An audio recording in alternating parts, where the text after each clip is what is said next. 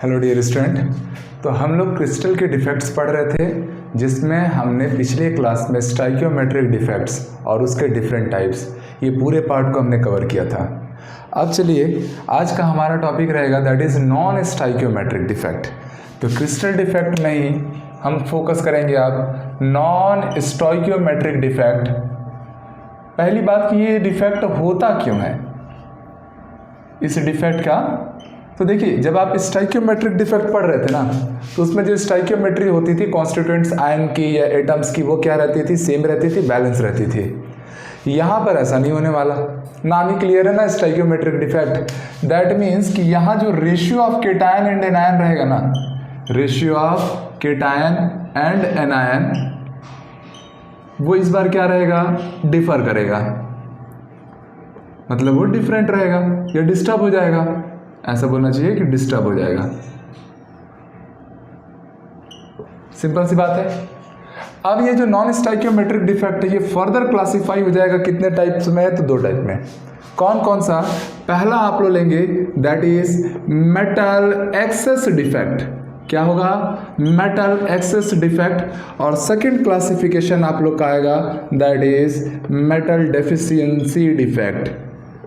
ठीक, अब होना क्या है, तो मैंने पहले ही बोला कि है क्या ये, तो नॉन स्टाइकियोमेट्रिक डिफेक्ट। इसमें केटायन और एनायन के नंबर ऑब्वियस है इक्वल नहीं आने वाले, डिस्टर्ब होने वाला है ना ये।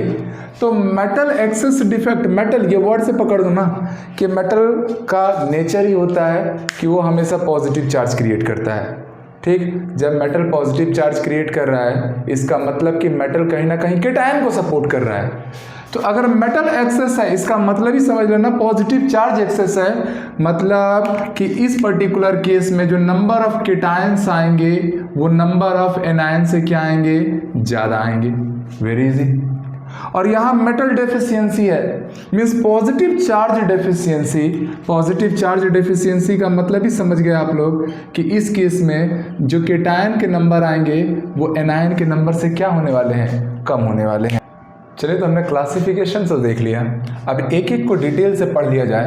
तो पहला ही हमारा क्लासिफिकेशन में क्या था, that is metal access defect. अब ये क्या है, कैसे वर्क करता है, इसके प्रिंसिपल्स क्या हैं और प्रॉपर्टीज़ क्या है, चलिए ध्यान दीजिएगा। सबसे पहले हम क्या करते हैं, पहले तो मैं एक क्रिस्टल बनाता हूँ। एक ऐसा क्रिस्टल, मान लीजिए ये हमारा एक क्रिस्टल है। ठीक, क्रिस्टलाइन एक ज्योमेट्री जनरेट कर रहे हैं हम।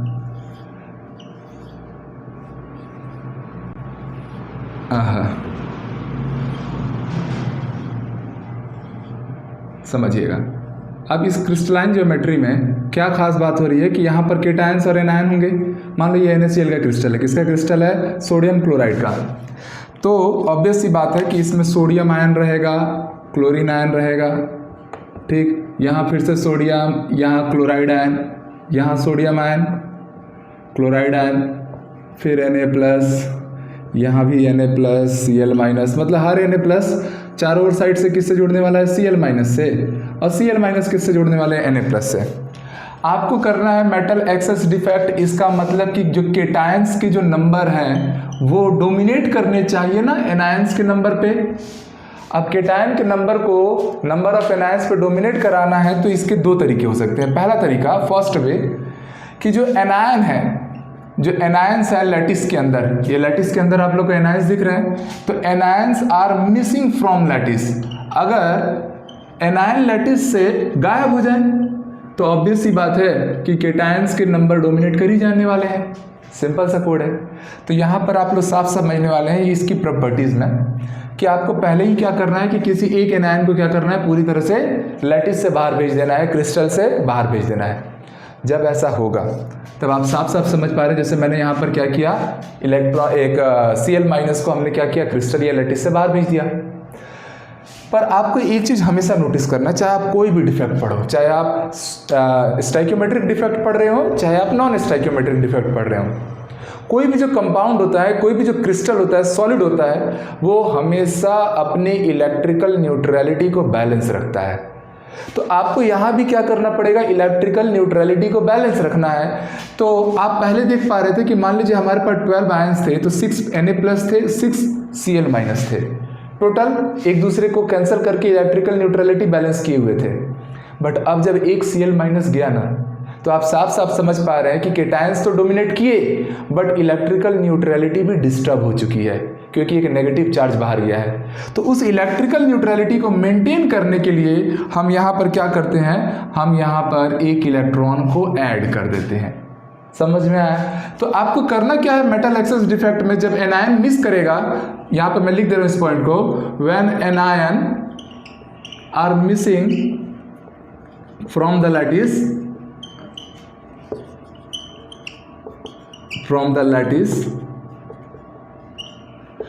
To balance the electrical neutrality. Simple सी बात है, to balance the electrical neutrality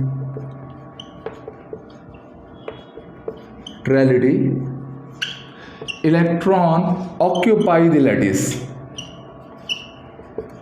electron क्या चलेगा, लैटिस के अंदर जाके उसके स्पेस को जहां से एनायन निकला है उसको क्या करेगा, ऑक्यूपाई कर लेगा।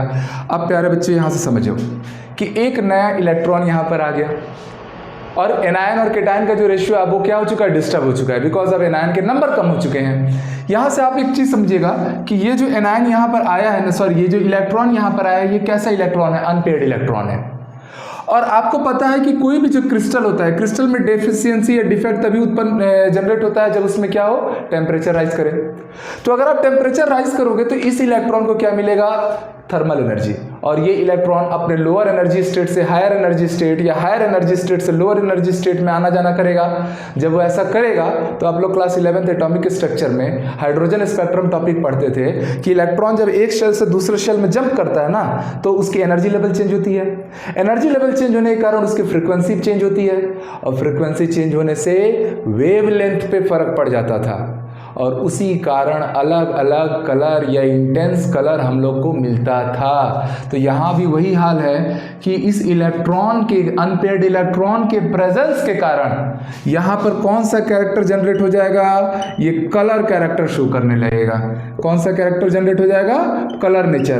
क्यों हो जाएगा, ये पूरी बात मैंने आपको बताई।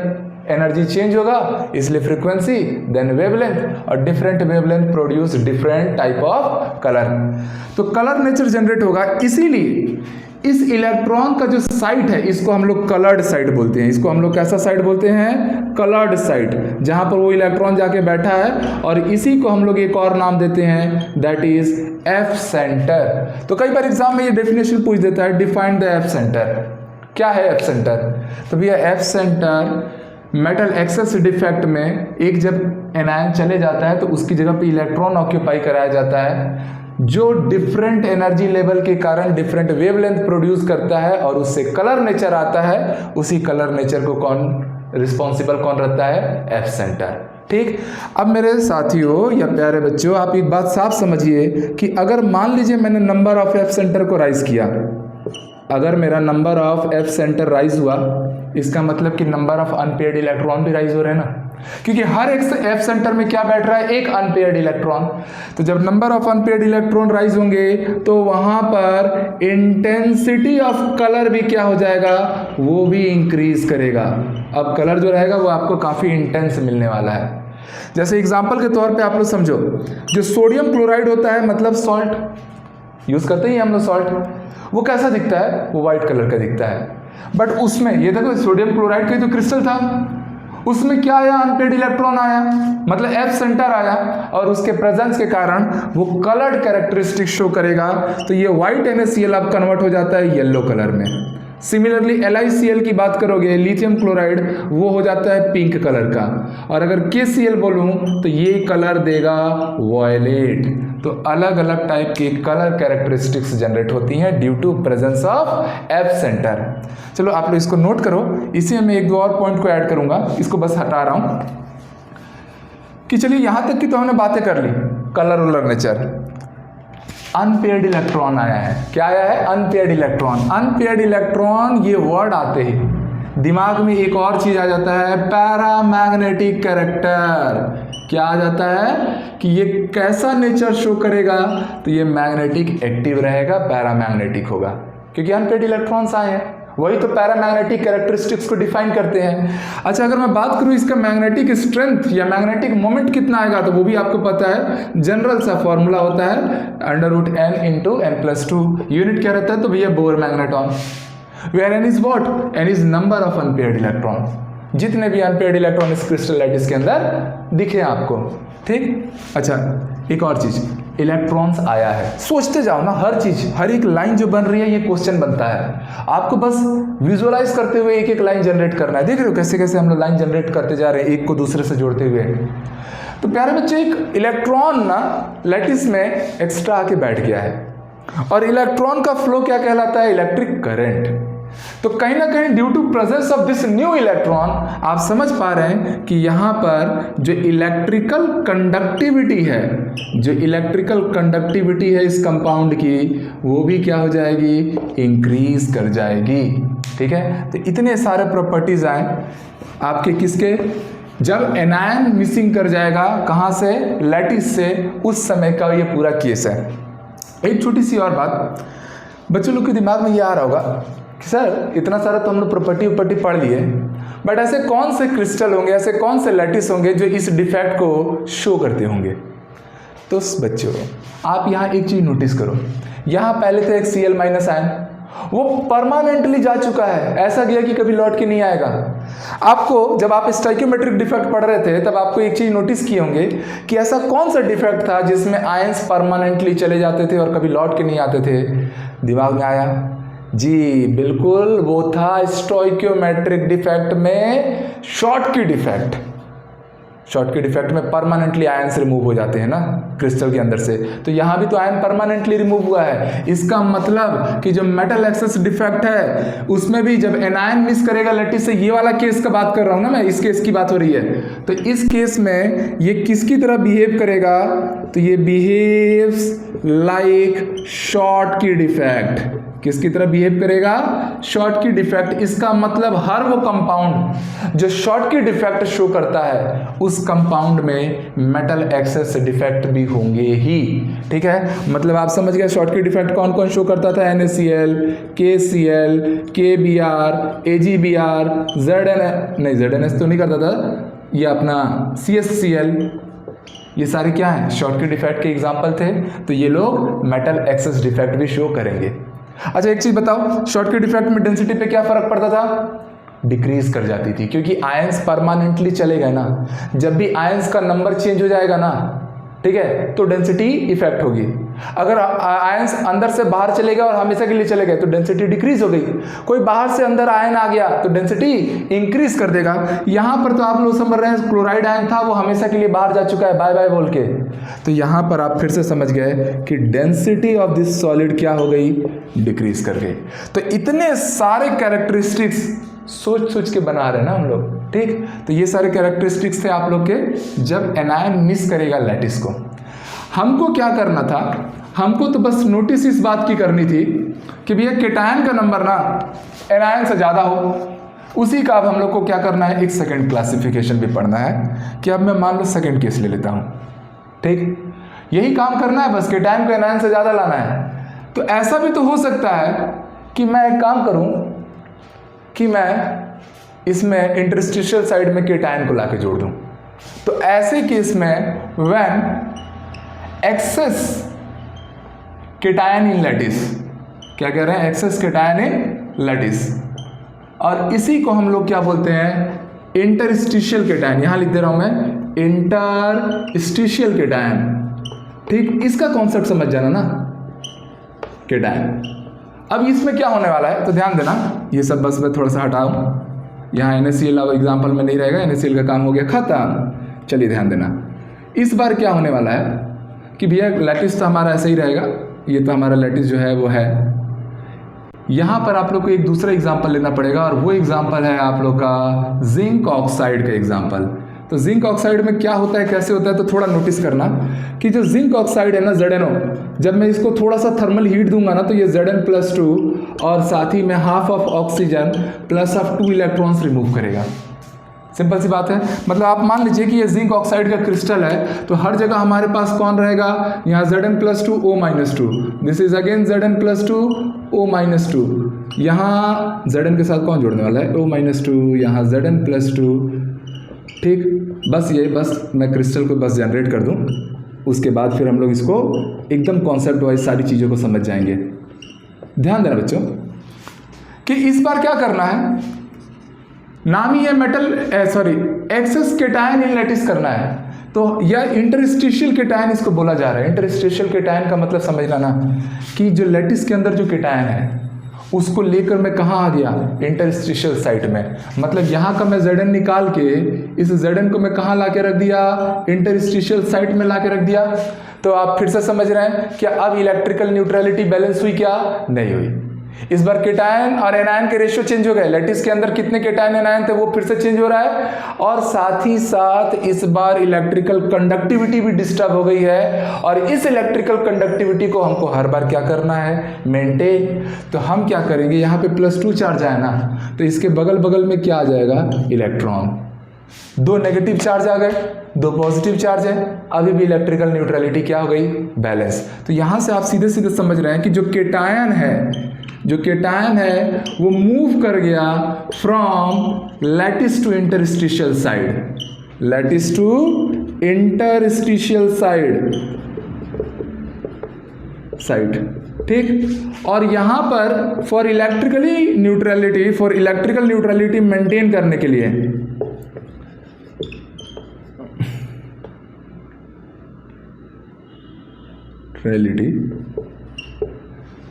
एडेड इलेक्ट्रॉन्स, यहाँ पर हमने क्या किया, इलेक्ट्रॉन्स ऑटोमेटिकली आ जाते हैं, एडिट करने की जरूरत नहीं रहती है। तो आप ये बात समझ रहे हैं कि फिर से क्या आ गए, इलेक्ट्रॉन्स आ गए, और ये इलेक्ट्रॉन फिर से क्या है, अनपेयर्ड है। अनपेयर्ड इलेक्ट्रॉन है, मतलब आप फिर से समझ गए कि ये कैसा नेचर शो करेगा, तो ये कलर नेचर शो करेगा। पैरामैग्नेटिक होगा, डायामैग्नेटिक होगा, तो पक्का पैरामैग्नेटिक नेचर, मैग्नेटिक एक्टिव ही होगा। जिसका मैग्नेटिक मोमेंट कैसे लाते हैं, तो रूट में n×n+2। यहाँ अनपेयर्ड इलेक्ट्रॉन आप लोगों को कुछ और दिख रहे हैं, जितने भी अनपेयर्ड इलेक्ट्रॉन है उसको मल्टीप्लाई कराना बस। ठीक, साथ ही साथ इस बार भी इलेक्ट्रिकल कंडक्टिविटी पे क्या फर्क पड़ेगा, तो आप फिर से समझ रहे हैं कि अनपेयर्ड इलेक्ट्रॉन आया है, इसका मतलब इलेक्ट्रिकल कंडक्टिविटी फिर से इंक्रीज ही करने वाली है। तो इतने सारे प्रॉपर्टीज हैं। बात करूं डेंसिटी पे क्या फर्क पड़ेगा, तो बच्चों डेंसिटी तो तब चेंज होती है ना जब हमारे लैटिस या क्रिस्टल से कोई आयन या कोई एटम परमानेंटली बाहर चले जाए या परमानेंटली अंदर आ जाए। यहाँ पर जो आयन जो है ना वो अभी भी क्रिस्टल के अंदर ही है, हालांकि वो लैटिस छोड़ के कहाँ आ गया है, इंटरस्टिशियल साइट में जरूर आ गया है, पर है तो क्रिस्टल के अंदर ही। तो क्रिस्टल के अंदर ही है, इसका मतलब ना तो वॉल्यूम चेंज हुआ ना मास, तो डेंसिटी कहाँ से चेंज हो जाएगा। बात समझ में आ रही है ना। तो इस बार डेंसिटी रिमेन्स क्या रहेगा, अनचेंज्ड। डेंसिटी क्या रहेगा, अनचेंज्ड रहेगा। और मुझे आप लोग एक चीज बता दो कि ये ऐसा कौन सा डिफेक्ट होता था जिसमें जो आयन था वो लैटिस छोड़कर इंटरस्टिशियल साइट में एंटर कर जाता था, याद आ रहा होगा, फ्रैंकेल डिफेक्ट। और वहां डेंसिटी भी चेंज नहीं होती थी। तो आप लोग समझ गए कि ये जो वाला जो केस रहेगा, ये केस किसकी तरह बिहेव करेगा, तो ये बिहेव लाइक फ्रैंकेल डिफेक्ट। किसकी तरह बिहेव करेगा, फ्रैंकेल डिफेक्ट की। मतलब जो कंपाउंड फ्रैंकेल डिफेक्ट शो कर रहे होंगे वो मेटल एक्सेस डिफेक्ट भी शो करेंगे। तो एग्जाम्पल में कौन कौन आ जाएंगे, AgCl आ जाएगा, AgBr आ जाएगा, AgI आ जाएगा, जिंक सल्फाइड आ जाएगा, जिंक ऑक्साइड अभी तो लिए ही हम लोग, वो आ जाएगा। तो इतने सारे एग्जाम्पल हैं जो मेटल एक्सेस डिफेक्ट को शो करेंगे, क्योंकि ये ऑलरेडी फ्रैंकेल डिफेक्ट को शो करते हैं। जो फ्रैंकेल डिफेक्ट को शो करेगा वो इस कंडीशन, सेकंड कंडीशन वाले मेटल एक्सेस डिफेक्ट को भी शो करने वाला है, जिसका एक एग्जांपल जिंक ऑक्साइड था। मैंने ये पूरी बातें आपको समझा दी। तो समझना है, एक एक चीज को पकड़ के चलना है। पूछो डेंसिटी पे क्या फर्क पड़ेगा, फ्रैंकेल डिफेक्ट देखते ही समझ गए, कोनो फर्क नहीं पड़ेगा, जैसा डेंसिटी है वैसे ही रहेगा। क्योंकि लैटिस को छोड़कर, क्रिस्टल को छोड़कर कोई गया नहीं है ना। लैटिस को छोड़ के गया है, बट क्रिस्टल को छोड़कर आयन कहीं बाहर तो नहीं गया ना, है तो अपने ही देश में ना। ठीक, तो डेंसिटी पे कोई फर्क नहीं पड़ने वाला। तो ये थे हमारे क्या, मेटल एक्सेस डिफेक्ट। अब हम सेकंड क्लासिफिकेशन पे आएंगे। आप लोगों ने देखो थोड़ा सा मैं जल्दी में मिटा दिया, तो थोड़ा पीछे करके वीडियो आप लोग नोट्स कर लेना ना, ठीक है। अब आ जाते हैं हम लोग second classification, that is metal deficiency defect. Metal deficiency defect नाम ही है मेटल डेफिशिएंसी, इसका मतलब केटायन का नंबर एनायन के नंबर से क्या होने वाला है, कम होने वाला है, डेफिशिएंसी हो रही है ना। अब इसके एग्जाम्पल को आप याद रखना। अच्छा, सबसे पहली बात, मेटल डेफिशिएंसी डिफेक्ट ये केवल उन कंपाउंड्स में आता है ना, केवल उन कंपाउंड्स में आता है। खास बात है, सबसे इंपॉर्टेंट पॉइंट, जिनमें वेरिएबल वैलेंसी शो करने की प्रॉपर्टी होती है। मैं लिख दे रहा हूं, this defect is only possible in those compound, only possible in those compound बोल लीजिए, क्रिस्टल बोल लीजिए, where metal shows variable valency. और वेरिएबल वैलेंसी या वेरिएबल ऑक्सीडेशन स्टेट पूरे पीरियोडिक टेबल में कौन एक्सप्लेन करता है, तो आपको पता है ट्रांजिशन मेटल। तो इस डिफेक्ट की खास बात रहेगी कि इसमें ट्रांजिशन मेटल आने वाले हैं। एग्जाम्पल के तौर पे हम क्या एग्जाम्पल लेंगे, तो मान लीजिए आयरन ऑक्साइड आ जाएगा या आयरन सल्फाइड आ जाएगा, निकिल ऑक्साइड, सब ट्रांजिशन मेटल के ऑक्साइड ले लो ना, ठीक है। Zn और जिंक ऑक्साइड लूंगा क्या, तो याद रखो बच्चों, अभी जिंक ऑक्साइड को आप लोगों ने मेटल एक्सेस डिफेक्ट में लिया था, बिकॉज जिंक एक ट्रांजिशन मेटल नहीं है, डी ब्लॉक का एलिमेंट है बट ट्रांजिशन नहीं है। तो जिंक ऑक्साइड इसलिए मेटल एक्सेस में गया था, but iron oxide metal deficiency में जाएगा। कैसे जाएगा, तो आप लोग ध्यान देना कि चलो पहले तो मैं एक काम करता हूँ, ये फिर से इसको एक्सप्लेन करने की कोशिश करता हूँ कि होगा क्या यहाँ पर इस बार, और यही से इसका डेफिनेशन भी बनने वाला है कि होता क्या है। बस आप ना डायग्राम को ना अच्छे से एक्सप्लेन अपने दिमाग में रख लो, ठीक, क्योंकि एक बार डायग्राम क्लियर रहेगा ना तो सारी चीज़ें अपने आप लोग लिखते चले जाएंगे, क्योंकि हम सोचने पे काम कर रहे हैं। मान लीजिए मैंने आयरन ऑक्साइड का एग्जांपल लिया, तो आप सबको पता है Fe क्या आएगा +2 और ऑक्सीजन पे -2, यहाँ भी हो गया Fe+2 ऑक्सीजन पे -2, अगेन Fe+2 ऑक्सीजन पे -2, Fe से ऑक्सीजन जुड़ेगा, सॉरी, यहाँ भी Fe+2 O-2 Fe+2, फिर O- से Fe+2 O-2 Fe+2 O-2। ये पूरा अभी तक जो क्रिस्टल बना है, ये क्रिस्टल पूरी तरह से प्योर है, ठीक है, इसमें किसी भी प्रकार का अभी डिफेक्ट नहीं है। पर अब क्या करना है आप लोग को, मेटल डेफिशिएंसी डिफेक्ट में करना क्या रहता है, खास बात इसका डेफिनेशन समझना ना, कि कोई एक केटायन को ना लैटिस से आप रिमूव कर देंगे, क्योंकि इस बार आपको क्या करना है, एनायन के नंबर को केटायन के नंबर पर डोमिनेट कराना है। तो सीधी सी बात है कि किसी केटायन को, अभी समझिए, अभी आपके पास टोटल अगर 6 आयंस हैं तो 12 आयंस हैं तो 6 केटायन 6 एनायंस हैं। मुझे एनायन का नंबर ज़्यादा चाहिए, तो मैं क्या करूँगा, केटायन के नंबर को कम कर दूंगा। तो मैं किसी एक केटायन को पकड़ा और बाहर फेंक दिया, बाय बाय बोल दिया परमानेंटली उसको, ठीक है, किसको, केटायन को।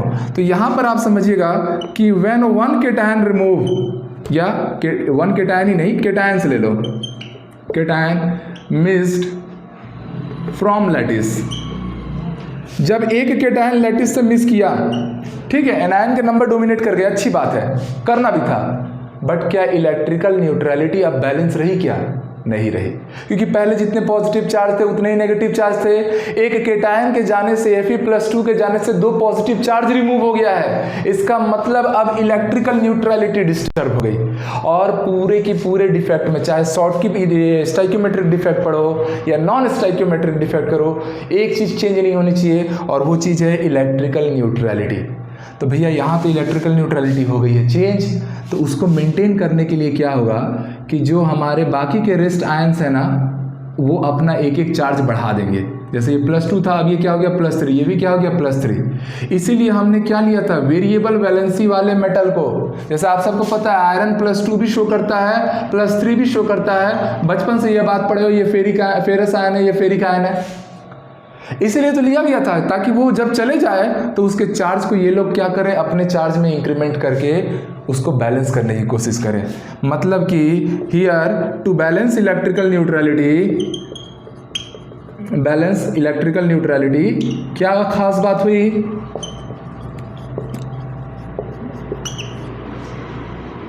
क्या बोल, यहां पर क्या हो रहा है? Amount of positive charge, amount of positive charge on ion on cation क्या हो गया? इंक्रीज कर गया। केटायन ने अपने अमाउंट ऑफ पॉजिटिव चार्ज को क्या कर दिया? राइज कर दिया। तो यहाँ पर यही काम करना है कि आपको एनायन के नंबर ज़्यादा हैं, बट इलेक्ट्रिकल न्यूट्रलिटी बैलेंस करने के लिए जब केटायन को बाहर निकाले तब रेस्ट बाकी के जो कुछ केटायंस हैं उन पे आपने चार्जेस को क्या किया? बढ़ा के अभी भी इस क्रिस्टल के इलेक्ट्रिकल न्यूट्रलिटी को बैलेंस रखा है। अब सोचने वाली बात आएगी कि इसमें क्या क्या चीज़ें चेंज होने वाली हैं। तो सबसे पहली बात कि एक आयन परमानेंटली जा चुका है बाय बोल के, और ऐसा गया है कि कभी वापस लौट के आना नहीं है। इसका मतलब क्लियर हो गया कि यहाँ पर जो डेंसिटी रहेगी, जो क्रिस्टल की जो डेंसिटी है वो क्या हो चुकी है? डिक्रीज हो चुकी है। ठीक, तो ये था प्यारे बच्चों हमारा मेटल डेफिशिएंसी डिफेक्ट, जिसमें एनायन डोमिनेट करेगा, केटायन बाहर जाएगा, चार्ज इंक्रीज हो जाएगा। और इस पर्टिकुलर केस में थोड़ा सा मैं इसको हटा रहा हूं, इस पर्टिकुलर केस में अब आप लोग ऐसा समझ पा रहे हैं कि इस डिफेक्ट के आने के कारण इस कंपाउंड में Fe+2 और Fe+3 बोथ आयन प्रेजेंट है ना, यहाँ पर बोथ आयन प्रेजेंट है। इसका मतलब कि ये जो अब नया कंपाउंड बन गया है, ये जो अब नया क्रिस्टल बन चुका है, अब वो इम्प्योर क्रिस्टल है, उसकी स्टाइकियोमेट्री भी डिस्टर्ब हो चुकी है। मतलब आप समझिए कि जब पहले हमने आयरन ऑक्साइड ही लिया था, ठीक है, उसमें केवल क्या था? केवल Fe+2 था। अभी Fe+2 Fe+3 दोनों मौजूद हैं, देखो ना, +2 भी कहीं दिख रहा है, +3 भी कहीं दिख रहा है। तो ऐसे केस में जो स्टाइकियोमेट्री है वो टोटली डिस्टर्ब हो जाती है। ऑक्सीजन तो अभी भी 1 ही है, ऑक्सीजन 1 ही है, बट ये जो है ये एवरेज लेना पड़ेगा, तो 0.95 0.96 ऐसा टाइप का नॉन स्टाइकियोमेट्रिक कंपाउंड आपको देगा, ऐसा कंपाउंड जनरेट होने लगेगा। ठीक, तो ये था आप लोग का मेटल डेफिशिएंसी डिफेक्ट, क्या होता है, कैसे वर्क करता है, क्या जोड़ते हैं, क्या घटाते हैं, प्रॉपर्टी में क्या फर्क पड़ता है, ये सारी बातें क्लियर हुई। एक काम करता हूं कि कई बार ना इसके न्यूमेरिकल्स पूछ दिए जाते हैं। ठीक, तो एक काम करो, इसके न्यूमेरिकल्स भी, एक छोटा सा प्यारा सा सवाल ये जो आया है ना क्वेश्चन, जो कंपाउंड आया, ठीक, इसी कंपाउंड को हम लोग फिर से ले लेते हैं। क्वेश्चन आपको कैसे पूछ देगा आपसे, जैसे यहाँ पर मैंने दिया है Fe 0.9601, आपसे इसमें क्वेश्चन करेगा फाइंड, इतना तो पता है कि इसमें +2 आयन, Fe+3 आयन और Fe+2 आयन दोनों प्रेजेंट है, तो किसका कितना परसेंट अमाउंट है। मतलब पहले ही आपसे पूछ देगा Fe+2 आयन का परसेंटेज, दूसरा आपसे पूछ देगा Fe+3 आयन का परसेंटेज, या आपसे ऐसा पूछ सकता है कि इनका रेशियो ला दो, Fe+2 डिवाइडेड बाई Fe+3 का रेशियो ला दो। ये रेशियो तो तब आए जब उनका अमाउंट पता हो। तो ऐसे सवालों को कैसा करना है, और ऐसे सवालों में ना थोड़ा सा बच्चा अपने आप को अनसर्टेन समझता है, घबरा जाता है कि हे दाई हे दादा कहाँ से आ गए ये, ऐसा तो हमने कभी कंपाउंड ही नहीं पढ़ा है। पर देखना ये बनेगा कितना आसान। आपको बस एक ही कोड पकड़ के चलना है, जो मैं हर बार रिपीट किया कि चाहे कोई भी डिफेक्ट आ जाए, स्टाइकियोमेट्रिक के हो या नॉन स्टाइकियोमेट्रिक की हो, एक चीज़ कॉमन रहनी है, that is electrical neutrality. Electrical neutrality हमेशा आप मेंटेन करके चलना। ठीक, उसी कॉन्सेप्ट से इस सवाल को हम लोग बना रहे हैं। ध्यान दो कि जब मैं इसको ब्रेक करूंगा तो आयरन को अगर देखूंगा तो आयरन का टोटल अमाउंट कितना है? 0.96। ये जो आयरन है 0.96, ये दो पार्ट में बढ़ गया था। एक कौन आया था हमारा Fe+2 आयन, और दूसरा क्या आया था हमारा Fe+3 आयन। ऐसा क्वेश्चन ऑलरेडी पूछ चुका है ना, इसी टाइप का क्वेश्चन 2013 IIT मेंस में ऑलरेडी आ चुका है, नीट में भी आ चुका है। तो फोकस करना ना, इनफैक्ट ये NCERT टेक्स्ट बुक का क्वेश्चन भी है। तो ध्यान दो, +2 आयन +3 आयन में टूटा, Fe+2 आयन का अमाउंट मान लो x है, तो ऑब्वियस है इसका अमाउंट कितना आ जाएगा? 0.96 माइनस x। Very simple. आपको क्या करना है? आपको इलेक्ट्रिकल न्यूट्रलिटी बैलेंस करनी है। इसका मतलब कि ये जो पूरा कंपाउंड बना है, इसका ओवरऑल चार्ज कितना आएगा? 0। इलेक्ट्रिकली न्यूट्रल है ना, तो ओवरऑल चार्ज कितना आएगा? 0। चलो ध्यान दो, Fe पे चार्ज कितना है? +2, और ऐसे कितने Fe के एटम है? x है, तो भैया मल्टीप्लाई करना पड़ेगा x प्लस। Fe+3 का चार्ज कितना है? तो +3, और दो बार प्लस लिखने से प्लस ही होगा। और ऐसे Fe+3 के एटम्स कितने हैं या आयंस कितने हैं? तो 0.96 माइनस x प्लस। ऑक्सीजन कितने भैया? 1, और ऑक्सीजन पे चार्ज क्या आता है -2। ये पूरे मिला के इलेक्ट्रिकल न्यूट्रलिटी को बैलेंस करेंगे, इसका मतलब कि ओवरऑल चार्ज की वैल्यू कितनी आ गई 0, बिकॉज कंपाउंड क्या होना चाहिए, इलेक्ट्रिकल न्यूट्रल होना चाहिए। अब आप बस इसको सॉल्व कर दीजिए, दिस इज +2, इससे मल्टीप्लाई करेंगे 8, 27 28 हो गया, तो दिस इज 2.88 -3x और ये हो गया -2 इक्वल टू 0। +2x -3x क्या बच रहा है -x, +2.88 -2 मतलब हमें मिल रहा है 0.88। मतलब मेरे प्यारे बच्चों आप यहाँ से सीधे सीधे पा रहे हैं, क्या पा रहे हैं, x की वैल्यू, और ये x किसके इक्वल है, Fe+2 आयन की इक्वल है, उसी का तो अमाउंट था ना x। ये कितना आ रहा है 0.88, मतलब Fe+3 का भी आपको अमाउंट मिल गया, कितना आ जाएगा वो 0.96 -x कर दीजिए ना, तो 0.96 -0.88 करूंगा तो ये मुझे मिलेगा 0.08। क्या पूछा गया था, अब सवाल में आ जाते हैं। Fe+2 का परसेंट कितना आएगा इस कंपाउंड में, परसेंट कैसे लाते हो भैया, आपको अगर आपने एग्जाम का परसेंट लाना रहता है तो आपने कितने मार्क्स अर्न किए डिवाइडेड बाई टोटल कितने मार्क्स का पेपर हुआ था। तो यहाँ भी टोटल कितना है, टोटल को हमेशा डिनोमिनेटर में रखते हो ना, तो दिस इज 0.96। Fe+2 का अमाउंट, Fe+2 उस कंपाउंड में प्रेजेंट कितना है, तो 0.88, मल्टीप्लाई कर देना 100 से, परसेंटेज लाना है ना तो 100 का मल्टीप्लाई तो होगा ही, आ गया आपका Fe+2 का परसेंट, वेरी सिंपल। अगर Fe+3 का परसेंट लाना होता तो सिंपली आ गया, क्या होने वाला है, इसका परसेंट अगर लाना है तो इसका अमाउंट कितना है भैया 0.08 डिवाइडेड बाई 0.96 इंटू 100, सॉल्व करो आंसर मिलना शुरू। थर्ड अगर आपसे पूछ देता है Fe+2 का और Fe+3 का रेशियो बता दो, तो भैया अब तो हमको उनकी वैल्यूज पता है, this is 0.88 divided by 0.08, solve किया कितना आया 11। तो ऐसे सवाल अगर रहेंगे तो मुझे लगता है आप लोग अब इजीली डील कर पाएंगे। करना क्या है, पूरा कॉन्सेप्ट कहाँ स्टोर हो रहा है, इलेक्ट्रिकल न्यूट्रलिटी मेंटेन करना है, ठीक। तो ये था एक प्यारा सा क्वेश्चन, इसको आप लोग नोट कर लो। एक छोटा सा डिफेक्ट और बाकी रह गया, 2 मिनट में कंप्लीट हो जाएगा। चलिए, तो हमारा जो नॉन स्टाइक्योमेट्रिक डिफेक्ट था, जिसमें मेटल एक्सेस डिफेक्ट और मेटल डेफिशिएंसी डिफेक्ट था, ये पूरा पार्ट हो गया कंप्लीट। मेटल डेफिशिएंसी डिफेक्ट में एक प्यारा सा न्यूमेरिकल भी आया, जो कहीं ना कहीं बहुत इंपॉर्टेंट है, क्योंकि हर जगह है ना, NCERT के बुक में है, नीट के पेपर में है, जेईई भी पूछ चुका है इसको, अब बहुत आसान भी लगा होगा, ठीक। ऐसे सवाल आएंगे, बनने चाहिए, ठीक है। अब थर्ड डिफेक्ट, प्यारे बच्चे जब आप लोग पॉइंट डिफेक्ट पढ़ रहे थे ना, तो पॉइंट डिफेक्ट पढ़ने के दौरान आपने पढ़ा था कि पॉइंट डिफेक्ट 3 पार्ट में क्लासीफाई होता था। एक स्टाइक्योमेट्रिक डिफेक्ट जिसके अंदर 4 डिफेक्ट आ गए थे, vacancy defect, interstitial defect, short की डिफेक्ट, फ्रैंकल डिफेक्ट। हमने एक एक पार्ट को एक वीडियो बना के पूरा कवर कर लिया था। फिर आया नॉन स्टाइक्योमेट्रिक डिफेक्ट, जिसको आज कवर किया। एक और आ जाता है, छोटा सा पार्ट है, दैट इज इम्प्योरिटी डिफेक्ट। क्या नाम है, इम्प्योरिटी डिफेक्ट।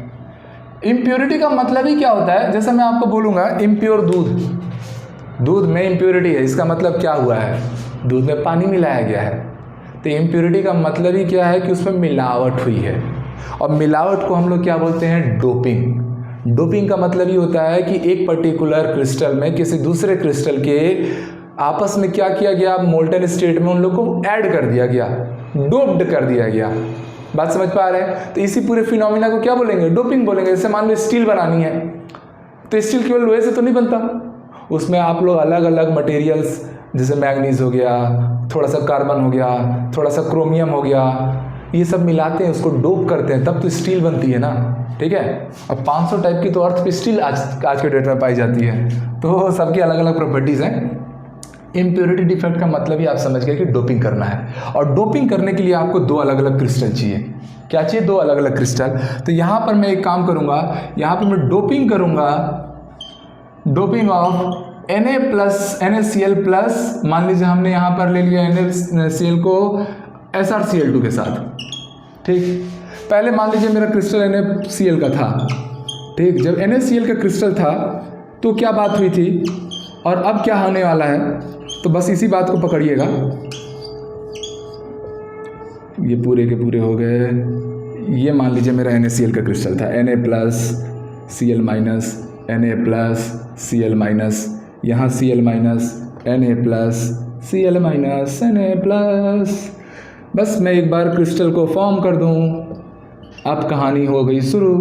देखिए शुरू हो गई कहानी मेरी, मेरे दिल ने बात न मानी मेरी। ध्यान दीजिएगा, ये NaCl का क्रिस्टल था, उसमें आपने SrCl2 को ऐड किया। Cl को तो सब्स्टिट्यूट करने नहीं वाला।